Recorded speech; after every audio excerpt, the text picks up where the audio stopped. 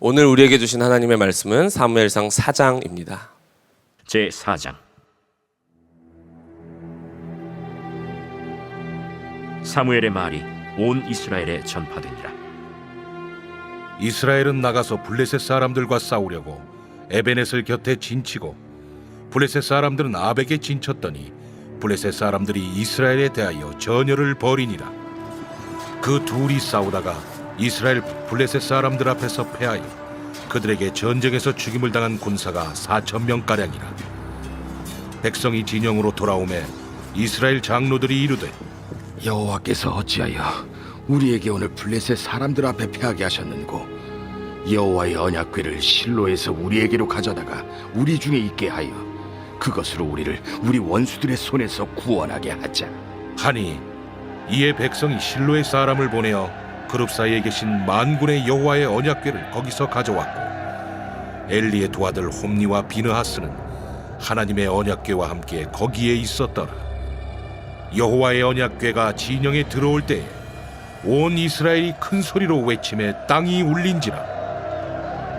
블레셋 사람이 그 외치는 소리를 듣고 이르되 히브리 진영에서 큰 소리로 외치면 어찌 됨이냐? 하다가 여호와의 궤가 진영에 들어온 줄을 깨달은지라. 블레셋 사람이 두려워하여 이르되 신이 진영에 이르렀도다. 우리에게 화로다. 전날에는 이런 일이 없었도다. 우리에게 화로다. 누가 우리를 이 능한 신들의 손에서 건지리요? 그들은 광야에서 여러 가지 재앙으로 애굽인을 친 신들이니라. 너희 블레셋 사람들아, 강하게 되며 대장부가 되라. 너희가 히브리 사람의 종이 되기를 그들이 너희의 종이 되었던 것 같이 되지 말고 대장부같이 되어 싸우라. 하고 블레셋 사람들이 쳤더니 이스라엘이 패하여 각기 장막으로 도망하였고 살육이 심히 커서 이스라엘 보병에 엎드러진 자가 3만 명이었으며 하나님의 궤는 빼앗겼고 엘리의 두 아들 홈니와 비느하스는 죽임을 당하였더라. 당일에 어떤 베냐민 사람이 진영에서 달려나와 자기의 옷을 찢고 자기의 머리에 티끌을 덮어쓰고 실로에 이르니라. 그가 이를 때는 엘리가 길 옆 자기의 의자에 앉아 기다리며 그의 마음이 하나님의 궤로 말미암아 떨릴 즈음이라. 그 사람이 성읍에 들어오며 알림에 온 성읍이 부르짖는지라. 엘리가 그 부르짖는 소리를 듣고 이르되 이 떠드는 소리는 어찌 됨이냐? 그 사람이 빨리 가서 엘리에게 말하니 그때 엘리의 나이가 98세라. 그의 눈이 어두워서 보지 못하더라. 그 사람이 엘리에게 말하되 나는 진중에서 나온 자라. 내가 오늘 진중에서 도망하여 왔나이다. 내 아들아, 일이 어떻게 되었느냐? 이스라엘이 블레셋 사람들 앞에서 도망하였고 백성 중에는 큰 사륙이 있었고 당신의 두 아들 홈니와 비느하스도 죽임을 당하였고 하나님의 궤는 빼앗겼나이다. 하나님의 궤를 말할 때 엘리가 자기 의자에서 뒤로 넘어져 문 곁에서 목이 부러져 죽었으니 나이가 많고 비대한 까닭이라. 그가 이스라엘의 사사가 된 지 40년이었더라.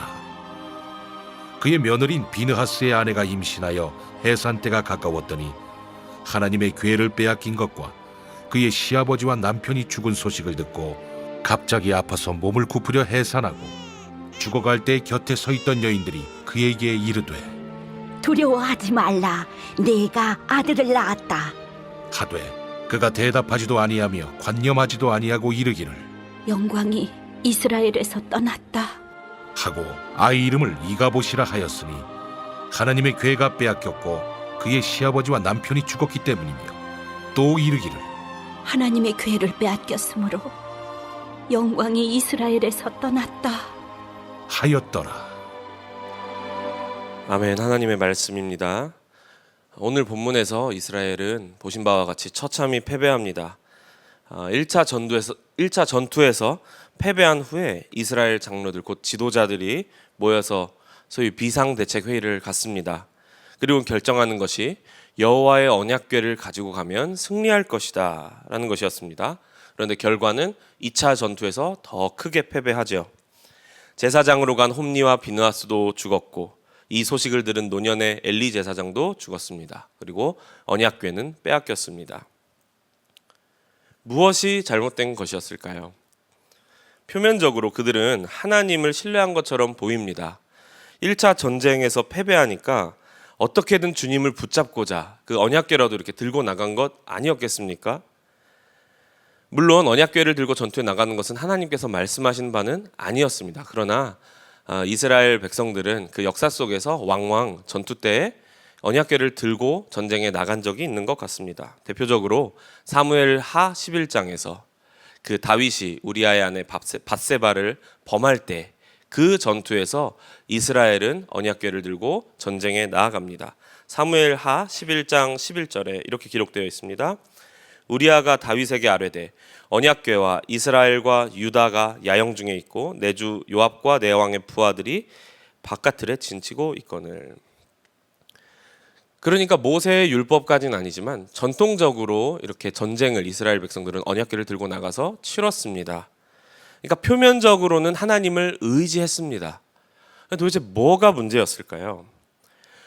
오늘 말씀은 특별히 행간의 말씀과 말씀 사이, 그 행간에 좀 주목하고자 합니다. 그러니까 3절과 4절 사이에 이 위치에 반드시 있어야 했는데 없었던 것이 하나가 있습니다. 3절과 4절을 다시 한번 읽어보겠습니다. 백성이 진영으로 돌아오매 이스라엘 장로들이 이르되 여호와께서 어찌하여 우리에게 오늘 블레셋 사람들 앞에 패하게 하셨는고 여호와의 언약궤를 실로에서 우리에게로 가져다가 우리 중에 있게 하여 그것으로 우리를 우리 원수들의 손에서 구원하게 하자 하니 이에 백성이 실로의 사람을 보내어 그룹 사이에 계신 만군의 여호와의 언약궤를 거기서 가져왔고 엘리의 두 아들 홈니와 비느하스는 하나님의 언약궤와 함께 거기에 있었더라. 이 말씀에 지금 빠진 게 있습니다. 무엇이 빠졌는지 아마 추측이 가능하시겠죠? 바로 하나님의 말씀이 없습니다. 지금의 상황을 허락하신 하나님의 뜻을 묻는 과정이 없습니다. 기도가 없습니다. 심지어 우리가 저번 주 금요일 사무엘상 3장에서 본 것처럼 이제는 사무엘이 이스라엘 안에 선견자요 선지자로 세워졌습니다. 그러나 주의 말씀을 대언하는 선지자를 통해서도 말씀을 듣고자 하는 것이 없었습니다. 그리고 저번 주에 봤던 3장 21절에 여호와께서 실로에서 다시 나타나시되 여호와께서 실로에서 여호와의 말씀으로 사무엘에게 자기를 나타내시니라 사무엘의 말이 온 이스라엘에 전파되니라. 그러니까 빠진 것은 이 뜻을 허락하신 하나님의 뜻이 무엇일까? 하나님의 말씀이 무엇일까? 또 하나 오늘 말씀 가운데 중요하게 보고자 하는 한 가지 장소가 있는데요. 그것은 바로 실로입니다. 실로. 하나님께서는 특별히 이 실로에서 자신의 말씀을 전하셨습니다. 이 실로는 어떤 곳이냐면 여호수아 때부터 사사의 시대를 지나서 지금 엘리 제사장 시대까지 중앙 성소가 있었던 장소입니다. 말하자면 그 당시에 정치, 경제, 행정, 종교의 중심지가 실로였습니다. 실로에 엘리 제사장이 있었고 실로에 언약궤가 있었고 그리고 선지자요 선견자로 세워진 사무엘도 실로에서 활동했습니다. 우리가 1장에서 봤었을 때 엘가나와 한나가 제사를 드리러 가던 곳이 실로였습니다.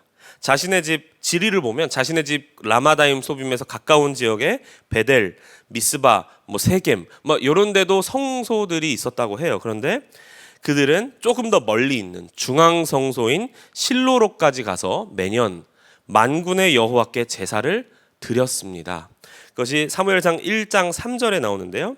이 사람이 매년 자기 성읍에서 나와서 실로에 올라가서 만군의 여호와께 예배하며 제사를 드렸는데, 그러니까 말하자면 실로에서 언약궤를 가져오기로 결정은 했습니다. 근데 어쨌든 간 그 실로로까지 가는 과정, 이스라엘 지도자들은 언제든지 어떤 방법으로든지 하나님의 뜻과 말씀을 구할 수 있었습니다. 선견자요 선지자인 사무엘을 통해서, 실로에 있는 사무엘을 통해서, 아니면 하다못해 제사를 통해서, 기도를 통해서라도 하나님의 뜻을 구할 수 있었습니다. 그러나 이들은 그러지 않았습니다. 대신에 하나님께서 모세를 통하여 주신 법과는 관계없이 자신들끼리 결정하고 자신들 뜻대로 하나님의 언약궤를 그저 실로에서 가지고 나와서, 그것도 사람을 시켜서 가지고 나와서, 그리고 홈니와 비느하스를 같이 데리고 나와서 그냥 전쟁터로 나아가는 이스라엘의 모습이 오늘 1차 전투에서 패배한 이후의 모습입니다. 이게 3절과 4절 사이에 내포된 내용입니다. 이와는 대조적인 사건이 하나 있습니다. 그것은 여호수아가 아이성 전투에서 패배한 사건입니다. 여호수아는 아시다시피 기적적으로 그 대단했던 여리고성, 요새와도 같았던 여리고성을 하나님의 기적으로 함락시킵니다. 그러나 그보다 훨씬 작은 아이성 점령에는 실패하죠. 1차 전투에서 맥없이 패배했습니다. 그때 여호수아의 첫 번째 반응은 그렇다면 어떠했을까요? 여호수아 7장 6절입니다. 여호수아가 옷을 찢고 이스라엘 장로들과 함께 여호와의 궤 앞에서 땅에 엎드려 머리에 티끌을 뒤집어 쓰고 저물도록 있다가 바로 대조가 됩니다. 여호와는 이스라엘 장로들과 함께 땅에 엎드려 머리에 티끌을 뒤집어 쓰고 저물도록 회개했습니다. 이렇게 우리를 패배하도록 내버려 두신 하나님의 말씀을 제일 먼저 구했습니다. 주의 뜻을 알고자 했습니다. 그리고 하나님께서는 그 패배의 원인을 알게 하셨습니다. 10절 11절입니다. 여호와께서 여호수아에게 이르시되 일어나라 어찌하여 이렇게 엎드렸느냐 이스라엘이 범죄하여 내가 그들에게 명령한 나의 언약을 어겼으며 또한 그들이 온전히 바친 물건을 가져가고 도둑질하며 속이고 그것을 그들의 물건들 가운데 두었느니라. 이스라엘 민족 안에 있었던 어떤 죄의 사건을 하나님께서 말씀하시죠. 그리고 여호수아는 그 아간의 범죄를 온전히 치리함으로 말미암아 2차 전투에서 결국 승리하고 아이성을 함락합니다. 그러니까 오늘 사무엘상 4장에서 이스라엘 지도자들은 겉보기에는 하나님을 향한 신앙이 있었습니다. 그러나 실제로 하나님과는 관계없는 그들만의 바램을 가진 신앙이었습니다. 여러분, 하나님 말씀이 빠진 신앙은, 맹목적인 신앙은 이처럼 위험합니다. 우리는 언제든지 주의 말씀 앞으로 돌아가야 합니다. 주님께서 오늘 나의 삶에 이러한 상황을 허락하신 하나님의 뜻이 무엇인가? 그 주의 말씀에, 주의 뜻에 귀를 기울여야 합니다. 그리고 그 주의 말씀과 주의 뜻에 우리의 삶을 돌이켜야 합니다. 그렇다면 이스라엘 백성들은 왜 하나님의 말씀과는 관계없이 말하자면 제멋대로 하나님을 믿었을까요? 아까 읽은 3절의 말씀, 오늘 사무엘상 4장 3절의 말씀에서 행간에 하나님의 말씀이 빠져 있다면 명시적으로 약간은 불편할 정도로 많이 들어간, 독특하게 들어간 단어가 또 하나 있습니다. 다시 한번 3절을 읽어보겠습니다. 백성이 진영으로 돌아오매 이스라엘 장로들이 이르되 여호와께서 어찌하여 우리에게 오늘 블레셋 사람들 앞에 패하게 하셨는고 여호와의 언약궤를 실로에서 우리에게로 가져다가 우리 중에 있게 하여 그것으로 우리를 우리 원수들의 손에서 구원하게 하자. 이제 보이시죠? 우리라는 단어가 불필요하게 5번이나 들어갑니다. 이 말씀에서 그래서 엿볼 수 있는 것은 하나님의 말씀, 하나님의 뜻은 없고 우리는 있고 오직 자기 자신만을 위나 이스라엘의 지독한 자기 중심성, 자기 욕망을 위한, 그러니까 신앙은 껍데기뿐이고 그들의 마음은 자신의 욕망 충족뿐이었던 것입니다. 지난 1월에 저는 이제 교회에서 배려를 해주셔서 가족들에게 집중할 수 있는 며칠간의 휴가를 가졌습니다. 가족들, 특별히 우리 아이들에게 좀 기쁨이 되는 시간이라 정말 교회에 감사한 마음을 가졌는데요. 그런데 솔직히 제 자신은 너무 힘들었습니다. 제 지금 자녀들이 5살이고 3살인데 정말 그 휴가 체력 소모가 엄청났습니다. 그러니까 며칠간의 그 휴가 기간에 제 모습이 어떠했겠습니까? 정말 가족들에겐 참 미안하지만 정말 짜증을 많이 냈습니다. 화도 많이 내고요. 그러니까 지난 휴가는 제 안에 나에게 정말 사랑이 없구나, 내 자녀조차 온전히 사랑하지 못하는구나, 그런 제 죄성을 발견하는 시간이었습니다. 그런데 더 제가 무너지는 게 하나 있었는데요. 그게 뭐냐면 습관적으로 아침에 말씀을 묵상하고 있었던 것입니다. 그러니까 누가 보면 굉장히 신실한 신앙인인 거예요. 휴가에도 와서 말씀을 보고 기도하고.